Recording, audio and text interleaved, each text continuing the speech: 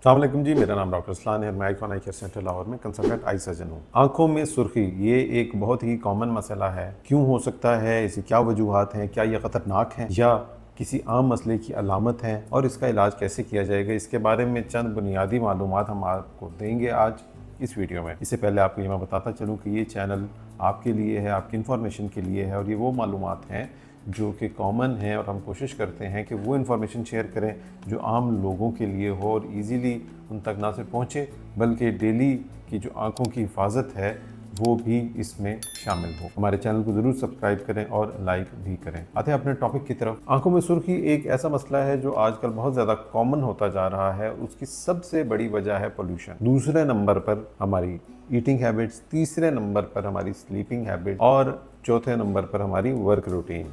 यानी कि अगर काम हमारा स्क्रीन बेस्ड है और बहुत ज़्यादा या इसके अलावा वैसे स्क्रीन का इस्तेमाल ज़्यादा है तो भी आंखों में लाली आ सकती है। तो ये 3-4 चीज़ें हैं जो आंखों में लाली का बाइस बन सकती हैं। लेकिन क्या इसके अलावा भी कुछ हो सकता है? जी, आँख की कुछ ऐसी बीमारियां हैं जो कि आँख में सुर्खी पैदा कर सकती हैं और हमें जब भी आँख में लाली आए, ख़ास तौर पर अगर वो चंद दिन से ज़्यादा बढ़ गई है या बार बार हो रही है, ठीक होती है लेकिन उसके बाद फिर दोबारा से हो जाती है, तो ऐसी सूरत के अंदर आपको ये चाहिए कि आप अपने किसी भी अच्छे करीबी आंखों के मौलवी से ज़रूर रब्ता करें और इसको मामूली सुर्खी मत समझें। आंख की रेडनेस आंख की किसी भी अंदरूनी या बैरूनी सोजिश की अलामत होती है। ये अलामत किसी आम बीमारी जैसे कि एलर्जी की वजह से भी हो सकती है और उसके अलावा ये किसी ख़ास बीमारी या ख़तरनाक बीमारी की अलामत भी हो सकती है। ख़तरनाक बीमारियां कौन कौन सी हैं? इनके अंदर आँख का काला मोतिया बहुत इंपॉर्टेंट है। इसके अलावा आँख की जो पुत्ती है कॉर्निया, उसका कोई डिजीज़ या सीवियर ड्राइनेस भी आँख में लाली का बाइस बन सकती है। अंदरूनी तौर पर आँख की कुछ ऐसी सोजिश की अलामत हो सकती हैं जैसे यूवेइटिस आँख की ख़ास बीमारी है जो कि